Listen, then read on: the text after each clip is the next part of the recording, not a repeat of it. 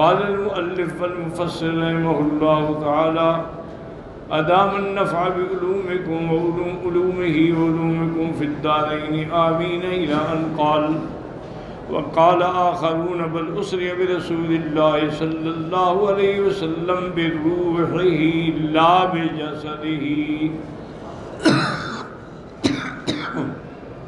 اور بعض علماء یعنی بعض حضرات حتیٰ کہ صحابوں میں بھی ایسے ہیں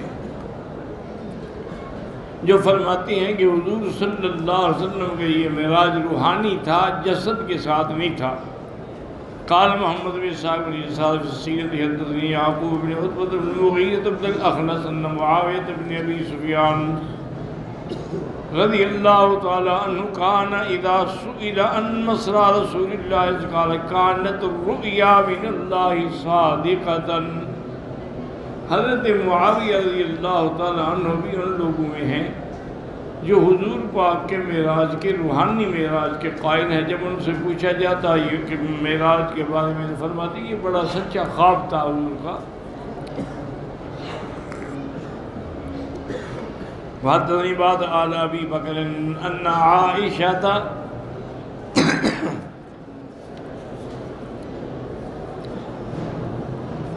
أن عائشة كانت تقول ما فقد جسد رسول الله صلى الله عليه وسلم أسري بروحه. اسی طرح بی عائشہ صدیقہ رضی اللہ عنہ فرماتی ہے کہ حضور پاک میرے بستر پہ رہے، جدا ہی نہیں ہوئے بستر سے. تو یہ جو معراج ہے یہ آپ کا روحانی معراج ہے. قال ابن سعد بن قولی علیہ قول الحسن ان هذه الآية نزلت وما جعلنا الرؤيا التي أريناك إلا فتنة للناس. انہوں نے کہا کہ یہ رویا ہے جو ہم نے آپ کو دکھایا ہے آزمائش ہے لوگوں کے لیے. وَلِقَوْلِ اللَّهِ فِي الْخَبَرِ إِبْرَاهِيمَ إِنِّي أَرَىٰ فِي الْمَنَامِ أَنِّي أَذْبَحُكَ فانظر ماذا ترى. جیسے حضرت ابراہیم علیہ السلام نے بھی خواب دیکھا کہ اللہ نے حکم دیا کہ بیٹے کو ذبح کرو.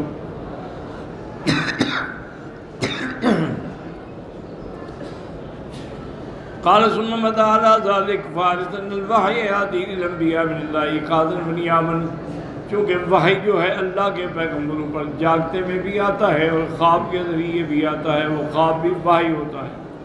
فقان رسول اللہ صلی اللہ علیہ وسلم یقول تنام عینایا وقلبی یقظان. میری آنکھیں تو سوتی ہیں لیکن دل میرا جاگتا ہے. واللہ اعلم. ای ذالک کن کارگت جاء آیت من اللہ فیما آیت علی حالاتک نائما او یقظان کل ذاک حق و صدق. یعنی آپ نے چاہے خواب میں دیکھا یا جاگتے دیکھا سب حق ہے. انتہا کلام سبقت تعقب ابو جعفر فی تفسیرہ بالرد والانکار والتشنیع ان هذا خلاف ظاہر سیاق القرآن وذکر من الادلۃ علی رد بعد ما تقدم. لیکن ابو جعفر جریر الطبری نے رد کیا ہے ان کا جو کہتے ہیں کہ روحانی ان نے دلائل بھی دیے ہیں اور ان کو ان کا کہ صریح قرآن کی آیت کا انکار. فائدۃ حسنۃ جلیلۃ روى الحافظ ابو نعیم الاصبہانی فی کتاب دلائل النبوہ من طریق محمد بن عمر الواقدی حدثني مالک بن الرجال ان عمر بن عبداللہ ان محمد بن کعب القرظی قال بعث دہیۃ بن خلیفۃ الی قیصر. حضور پاک نے اپنا قاصد بنا کے حضرت دہیہ کو بھیجا. دہیہ حضور کے صحابی کا نام ہے دہیۃ الکلبی اور یہ بڑے خوبصورت تھے حتیٰ کہ اپنے چہرے پہ کپڑا ڈالتے تھے کوئی عورت فتنے میں مبتلا نہ ہو جائے. تو کبھی کبھی حضرت جبریل علیہ السلام ان کی شکل میں بھی آتے تھے یعنی دہیہ کی شکل میں. اور دہیہ کی ایک عادت تھی کہ جب بھی آتے تھے تو حسن حسین کے لیے کچھ لے آتے تھے یعنی کوئی کھجور کوئی چیز کہ بچے ہیں خوش ہو جائیں گے. ایک دن حضور کی خدمت میں حضرت جبریل بیٹھے تھے دہیہ کی شکل میں.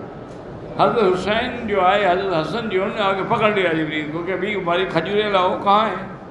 تو حضور نے فرمایا کیا کر رہے ہو. ماہ حضرت جبرائیل اللہ کے بندو یہ تو جبریل ہے یہ دہیہ تھوڑا ہے کہ یہ تمہارے لیے کھجوریں کھاتا ہے کہ تمہارے لیے لے آئے گا. اس کے بعد فرماتے ہیں وَقَدَّ كَرَمَ رَدَّهُ عَلَيْهِ وَقُدُومُ إِلَيْهِ وَفِي ذَكَرَ وُرُودَهُ عَلَيْهِ وَقُدُومُ إِلَيْهِ وَسِيَاقَ مِنَ وُفُورِ عَقْلِ ہرقل. اس میں یہ بھی دلالت ہے کہ ہرقل بادشاہ جو تھا روم کا بڑا عقل والا تھا. ثم استضعفهم بالشام من التجار، اس نے کہا کہ پتہ کرو قافلہ کوئی مکے کا آیا ہوا ہو تو ان قافلے والوں کو میرے پاس لے آؤ۔ فجیء بأبی سفیان صخر بن حرب واصحابہ فسألهم عن تلك المسائل المشهورة التي رواها البخاری رحمہ اللہ تعالی مسلم۔ تو اس نے پھر ابی سفیان سے سوالات کیے اور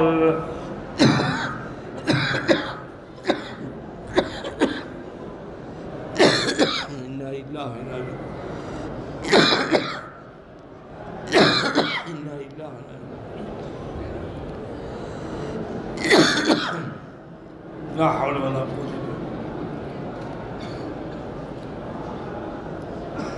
تو ابو سفیان سے جب انہوں نے سوال کیے تو ان سوالوں میں یہ بھی تھا کہ حضور اگر کوئی وعدہ کرے یا عہد کرے تو پورا کرتے ہیں۔ ابو سفیان کہتے ہیں کہ واللہ ما منعنی من ان اقول علیہ قولا اسقطه من عنده الا انی اکرہ ان اکذب عنده کذبۃ یاخذها علی ولا یصدقنی فی شیء۔ تو کہنے لگے کہ ابو سفیان کہ میں نے سوچا، اس وقت ابو سفیان مسلمان نہیں تھے، انہوں نے کہا میں نے سوچا کہ کوئی ایسی بات کروں کہ یہ تو مجھے حضور پاک کا موتقد نظر آ رہا ہے تاکہ حضور کی مقام جو ہے اس کے آنکھوں سے گر جائے، لیکن میں پھر ڈر گیا کہ کیسے جھوٹ بولوں۔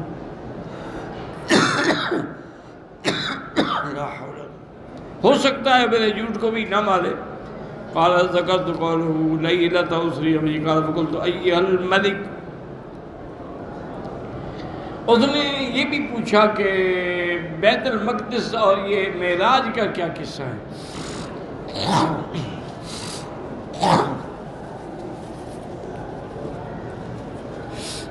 لا حول ولا قوة الا باللہ۔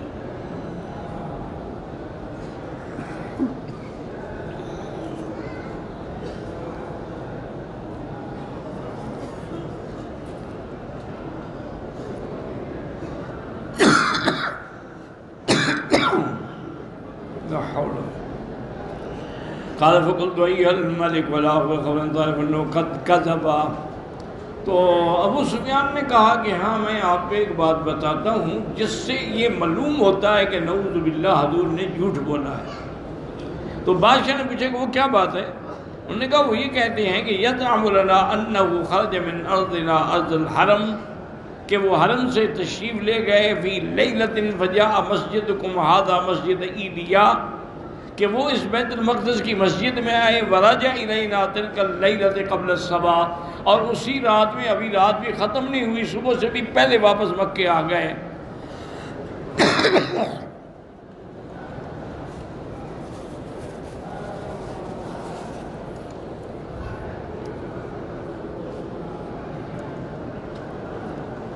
تو انہوں نے کہا کہ حضرت دیکھیں آپ خود اندازہ کریں بھی کوئی آدمی مکے سے بیت المقدس 1 مہینے کا سفر ہے، تو ایک رات میں آپ گئے اور پھر آ گئے، رات بھی ختم نہیں ہوئی، تو یہ تو معلوم تو یہی ہوتا ہے کہ نعوذ باللہ جھوٹ بولا ہے آپ نے۔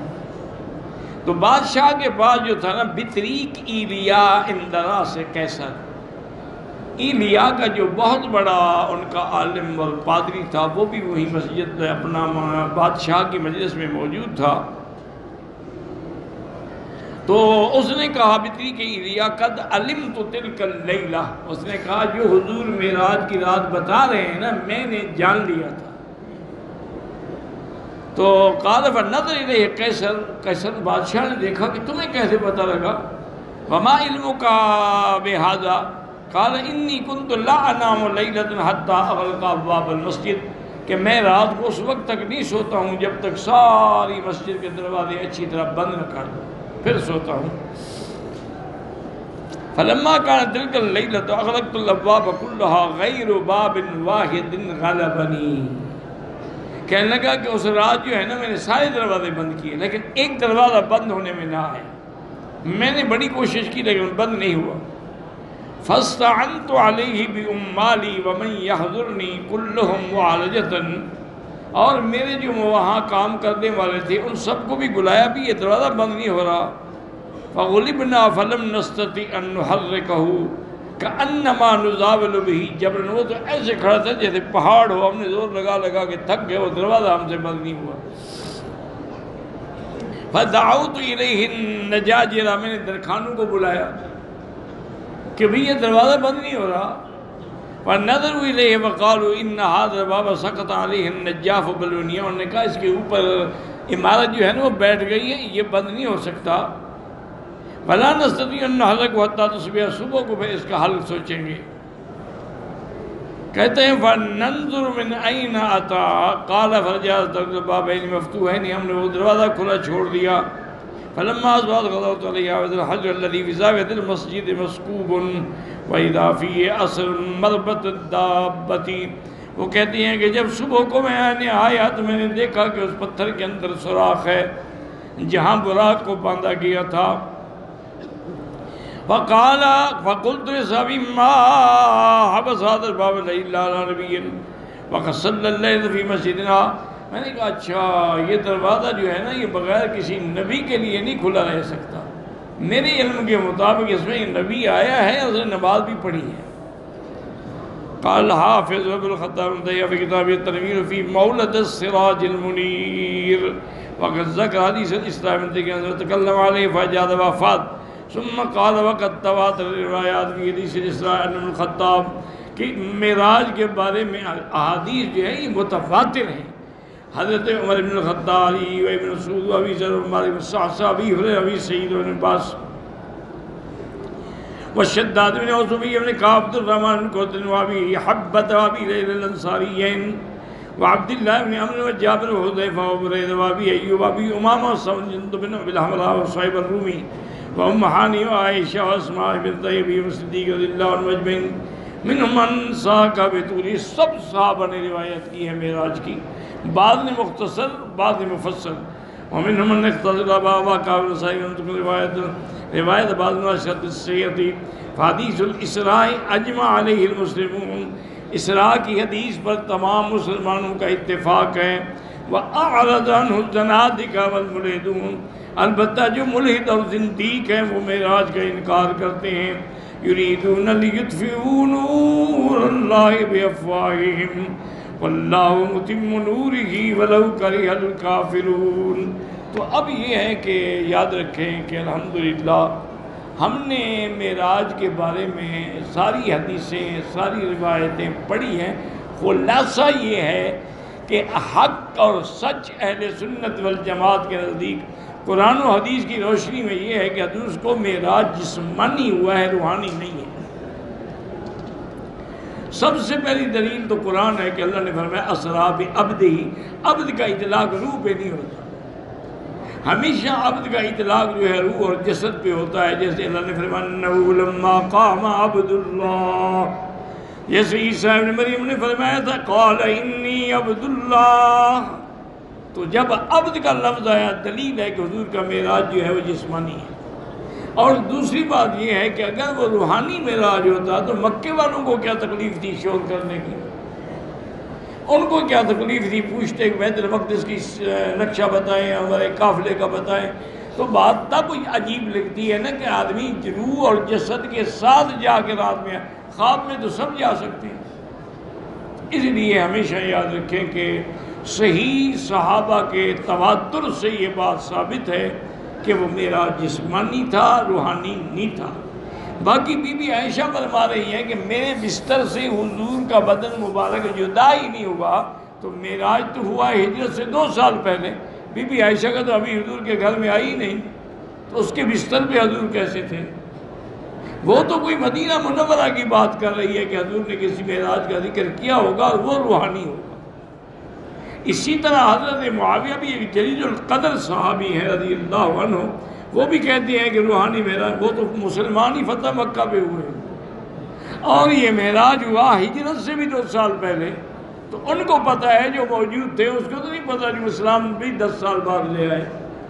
اصل وجہ یہ ہے کہ حضور کے کئی معراج روحانی ہیں، ان کو جو روایات پہنچی ہیں وہ روحانی معراج کی ہیں۔ بی بی عائشہ بھی سچ کہتی ہیں اور حضرت معاویہ بھی سچ فرماتے ہیں، اسی لیے علماء نے جمع کیے ہیں۔ تو انہوں نے لکھا ہے کہ روحانی طور پر حضور کو 22 دفعہ معراج ہوا، اور جسمانی طور پر یہ ایک معراج ہے، پھر اس ایک معراج میں بھی اور 6 معراج ہیں کہ حضور چھٹے آسمان پہ آتے تھے، موسیٰ علیہ السلام کہتے پھر جاتے، پھر آتے، پھر جاتے، پھر تو یہ بھی تو معراج تھا نا کہ ہر دفعہ نیچے آنے کے بعد پھر عروج نصیب ہوتا تھا۔ تو یہ معراج حق ہے، جسمانی ہے، اور اس کا کوئی منکر نہیں، جیسے کہ مفسر نے فرمایا ہے الا الزنادقۃ والملحدون، یا اس کا منکر زندیق ہے یا ملحد ہے، واللہ اعلم۔